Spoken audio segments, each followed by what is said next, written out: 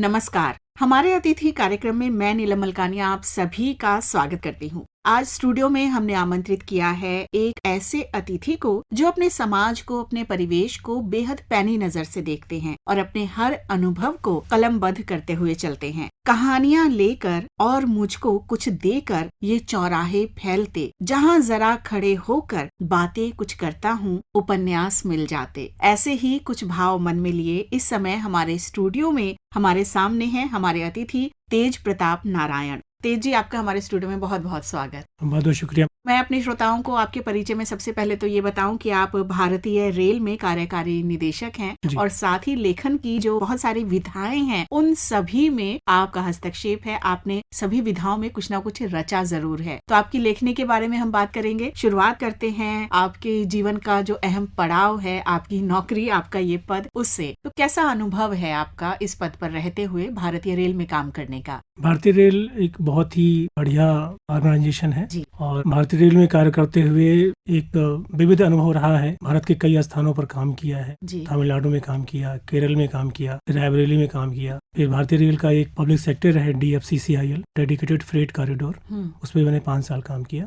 अभी मैं रेल भवन में कार्यकारी निदेशक के पद पे कार्यरत हूँ। जी, जब हम भारतीय रेल की बात करते हैं तो कहा जाता है कि देश की रेखाएं हैं ये, तो जैसे हस्त रेखाएं हमारी बहुत महत्वपूर्ण होती है। भारतीय अर्थव्यवस्था में भारतीय रेल की बहुत बड़ी भूमिका है और जनमानस की अगर बात की जाए तो जनमानस का जुड़ाव तो है ही भारतीय रेल के साथ। ऐसे में बहुत सारी चुनौतियों का सामना भी आपको अक्सर करना पड़ता होगा और चैलेंजेस भी हैं और समय के साथ साथ भारतीय रेल को और आधुनिक भी बनाते जाना है। तो ये सब एक साथ कैसे हो पाता है? जहाँ देश सेवा का एक संकल्प है, रेल के द्वारा पूरे देश को जोड़ना है, देश के विभिन्न क्षेत्रों को जोड़ना है, विभिन्न लोगों को जोड़ना है, तो जो रेल है ये मुख्यतः एक देश को राष्ट्र बनाने का कार्य भी कर रहा है।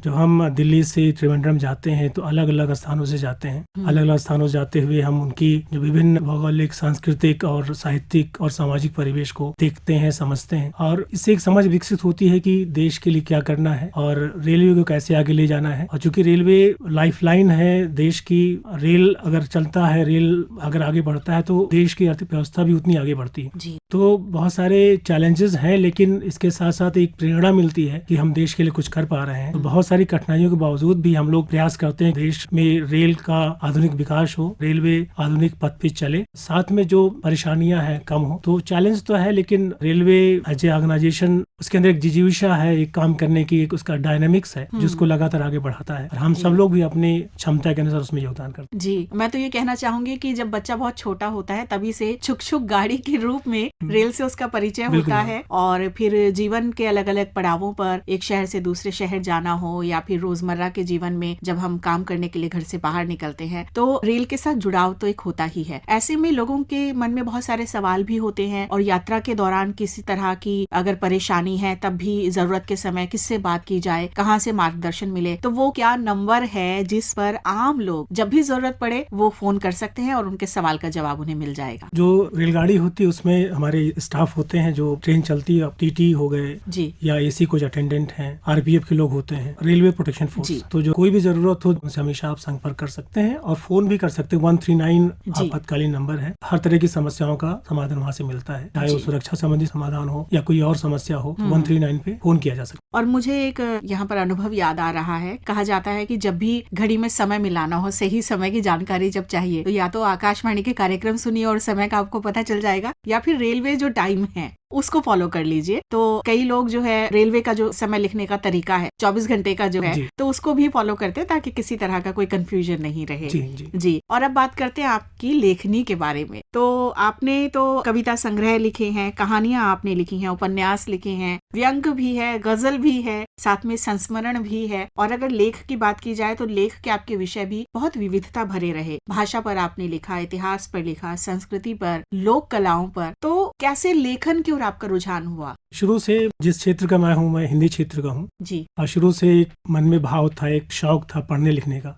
जो पिताजी हैं वो शिक्षक थे, तो हिंदी और गणित उनका बहुत प्रिय विषय हुआ करता था। तो हिंदी में उन्होंने हमेशा कबीर को पढ़ाया, रहीम को पढ़ाया, रसखान को पढ़ाया और अब भी मुझे कक्षा 5, कक्षा 1 की कविताएं अब भी मुझे याद है। गहरी रुचि मेरी थी उसमें और समय की याददाश्त भी होती, बचपन की याददाश्त अब तक याद है। तो हिंदी में रुचि थी और कुछ लिखना शुरू किया था मैंने जब 11वीं या 12वीं में था, कुछ कुछ तुकबंदी करता था। तो अभी नहीं पता था कि कविताएं क्या होती हैं, बट तुकबंदी था कि तुकबंदी अगर राइमिंग मिला तो कविता हो जाती है। हालांकि कविता वही नहीं होती है, कविता उसकी बहुत बात की चीज है। ऐसे कुछ छिटपुट लिखते रहे। इसके बाद सिविल सर्विसेज की जब तैयारी करी हमने, फिलॉसफी, दर्शन शास्त्र और हिंदी साहित्य सब्जेक्ट था। तो वहाँ से उस समय दर्शन शास्त्र और हिंदी को काफी गहराई से पढ़ना हुआ। तो लगा कि मैंने इंजीनियरिंग किया है, इलेक्ट्रिकल में बीटेक किया है, तो लगा कि इलेक्ट्रिकल इंजीनियरिंग के अलावा भी बहुत सारी चीजें हैं, मतलब खाली मैथ साइंस से ही जिंदगी नहीं बनती है। जो साहित्य है, समाज है, दर्शन है, उसमें क्या क्या व्यक्तियां हुई हैं, उसमें क्या क्या चीजें आई हैं, क्या क्या विषय हैं।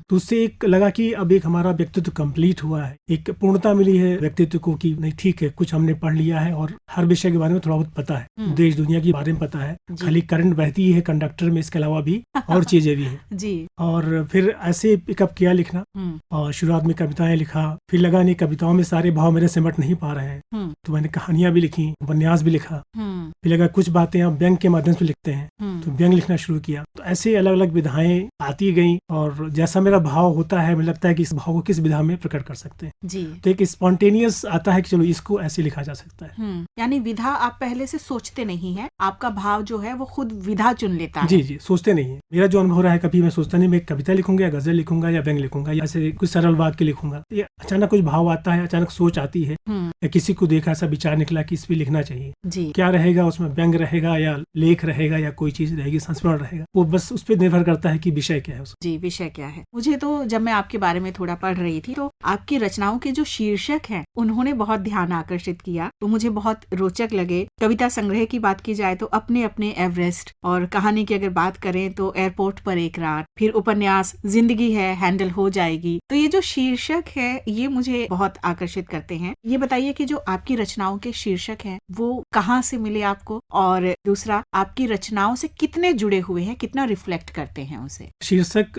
किताब लिख जाती है तब तक शीर्षक तैयार नहीं होता है। शीर्षक लिखना भी एक रिसर्च का विषय होता है, काफी सोचना पड़ता है क्या ऐसा लिखा जाए कि शीर्षक के प्रति जो पाठक है उनके अंदर उत्सुकता भी रहे, और शीर्षक से कुछ जो लिखा है हमने उसके कुछ भाव भी प्रकट करें, कुछ उससे संबंध भी शीर्षक से हो।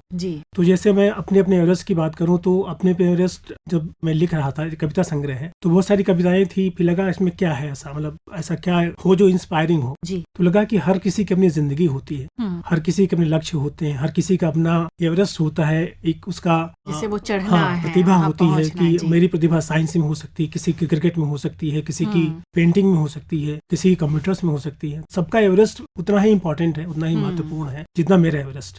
मुझे लगा एक अच्छा भाव देगा इससे, एक बहुलतावादी संस्कृति की जो बात करते हैं, डाइवर्सिटी की बात करते हैं, विविधता की बात करते हैं, उससे निकल के आएगी। तो यहाँ एवरेस्ट जो है वो एक तरह से उपमा है उपलब्धियों की, और अपने उपलब्धियों के, आपके टैलेंट की, प्रतिभा की, कि आप क्या करना चाहते हैं या कितना कर पाए। क्योंकि नॉर्मली हम तुलना करते हैं कि जैसे बच्चों का होता है कि मेरा बच्चा, उसके 99% आए हैं, आपके 90% आए हैं, उसने एक ओवर में 36 रन मारे थे, हमारे बच्चे 0 आउट हो गया था, तो बहुत तुलना करते हैं। तो जब ये एक अंदर एक हमारे मन में जब एक अवधारणा आएगी कि हर बच्चे का अपना अलग प्रतिभा होती है, हर आदमी का सोच का तरीका अलग होता है, सोच का तरीका अलग है, वैसे लगता है कि ठीक है भैया, तो सब सोच अलग अलग सोच हो सकती है, किसी की सोच कभी पूर्ण नहीं होती, परफेक्ट नहीं होती, कोई भी एवरेस्ट परफेक्ट नहीं होता। हर आदमी की जिंदगी में कुछ ना कुछ अपूर्णता होती है, हर किसी के पास दुख है।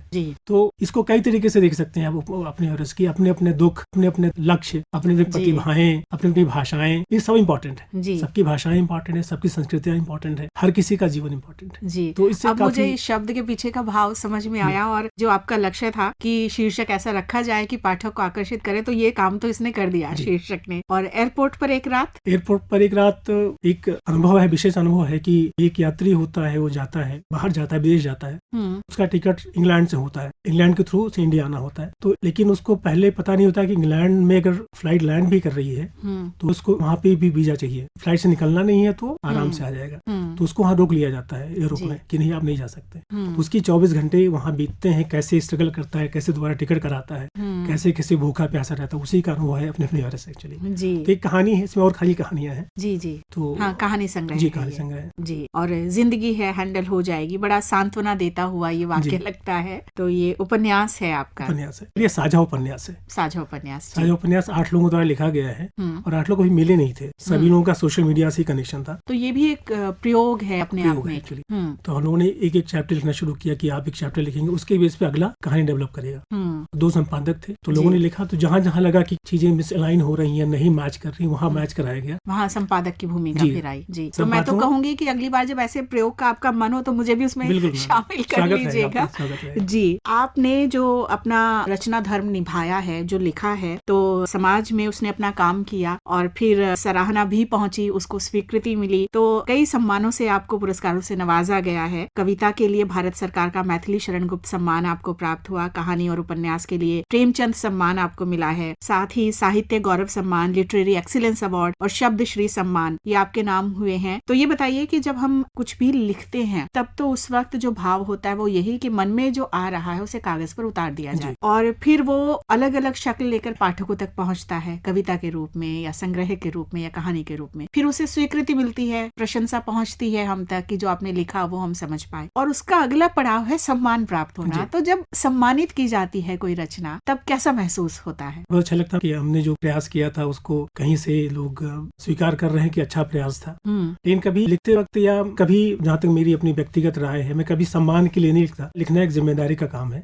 साहित्य का मतलब साहित्य सबको साथ लेकर चलने वाली बात है जी। तो मुझे लगता है कि मतलब एक नागरिक की हैसियत से, एक समाज में रहने वाले व्यक्ति की हैसियत से मैं लिखता हूँ, और अगर उसको कोई पुरस्कार मिल जाए तो अच्छी बात है, ना मिले तो भी अच्छी बात है। जी, कभी ऐसा महसूस होता है कि कोई रचना पुरस्कृत हुई, को सम्मान मिला, उसके बाद लेखन की जिम्मेदारी थोड़ी सी बढ़ जाती है क्योंकि पाठकों की फिर उम्मीद बन जाती है एक, ऐसा कभी कोई अनुभव रहा आपका? हाँ बिल्कुल, अगर सम्मान मिलता है, आप रिकॉग्नाइज किए जाते हैं तो आपको लगता है और अच्छा लिखे, और जो बातें लिखे, जो तथ्य लिखे, जो टू द पॉइंट हो, समाज के लिए लाभकारी हो, जिम्मेदारी का भाव तो होता ही है। वैसे भी जो मेरा अपना सोचना है कि जिम्मेदारी पूर्वक लिखना ही मैं हमेशा प्रयास करता हूँ। एक निर्लिप्त भाव से मैं लिखता हूँ, ठीक है मैं अपना काम कर दिया, और आगे चीजें अपने आप ही आकार लेती रहेंगी। आप एक जिम्मेदार पद पर भी हैं और आप एक ऐसे विभाग में हैं जो हम कहेंगे कि 24 घंटे में 48 घंटे का काम करता है, क्योंकि अगले दिन की भी सारी तैयारी एक दिन पहले होती है और साथ में आपका लेखन भी जारी है। तो कैसे ये संतुलन आप बनाते हैं, कैसे समय निकालते हैं लेखन के लिए?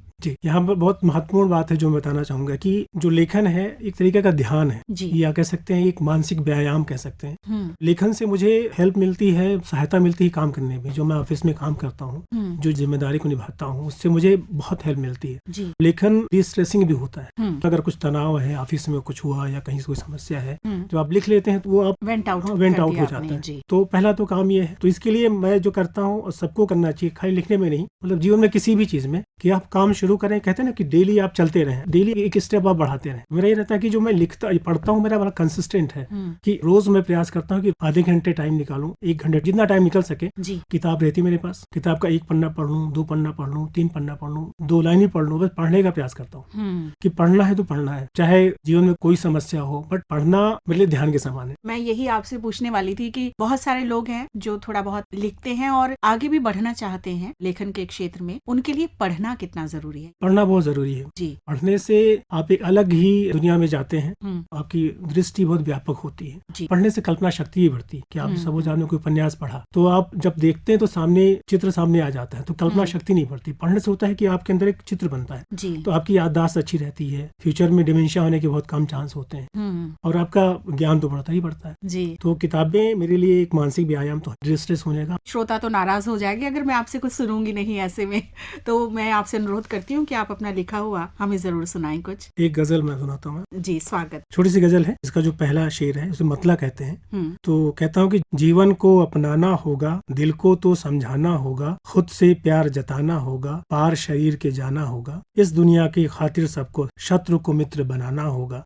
कितना दूर चले जाए पर थोड़ा सा रह जाना होगा, और कोई न कोई उलझन होगी, मिलजुल कर समझाना होगा, जीवन को अपनाना होगा। बहुत खूब, बहुत अच्छा। और जो संदेश है आपकी गजल का वो भी बहुत खूब कि जीवन को अपनाते चलें, जो हमें मिले रास्ते में उन्हें मित्र बनाते चले और समस्याओं को सुलझाते चले। आप आज हमारे स्टूडियो में आए, आपने अपने व्यक्तित्व के बारे में, अपने कृतित्व के बारे में हमसे बात की। बहुत बहुत धन्यवाद आपका। आकाशवाणी को बहुत बहुत शुक्रिया मुझे ये मौका देने के लिए। मैं नीलम मलकानिया इसी के साथ हमारे अतिथि कार्यक्रम से आपसे लेती हूँ अनुमति। नमस्कार। प्रस्तुति सहयोग श्रीनाथ दीक्षित, प्रस्तुतकर्ता डॉक्टर संजय सिंह वर्मा।